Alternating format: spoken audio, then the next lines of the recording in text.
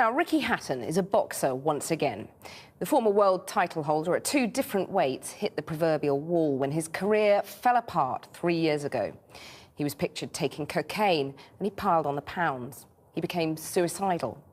But he says that's all behind him now as he counts down the days before he steps back into the ring next weekend. Our sports correspondent, Kamian Zerim, spoke to him today about his comeback fight. Win, lose or draw, I think I've already won, to be honest. If I was to get beat, I can look in the mirror and go, Rick, you got yourself in shape, but you should be proud of yourself, you give it a go. Excellent. Next weekend, Ricky Hatton is back in the ring. But the last few years, he's faced down a different opponent, his demons. What is this comeback all about?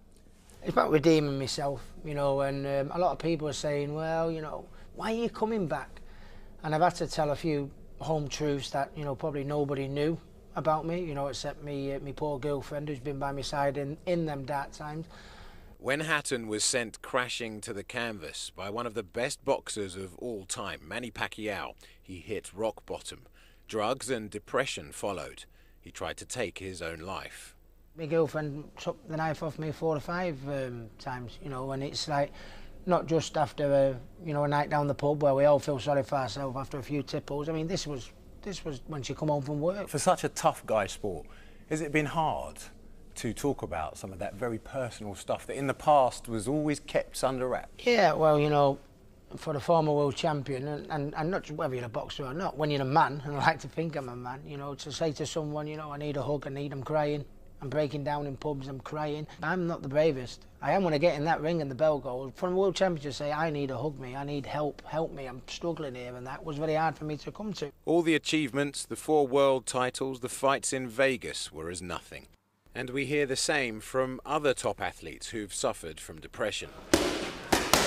Like Hatton's good friend, Freddie Flintoff, who's given up cricket to, believe it or not, take up boxing. Have you ever talked about it with other people in your position? Yeah, I've talked about it with Fred a few times. You know, he suffered badly from depression because, I mean, he was one of the biggest sports stars in the country and everything.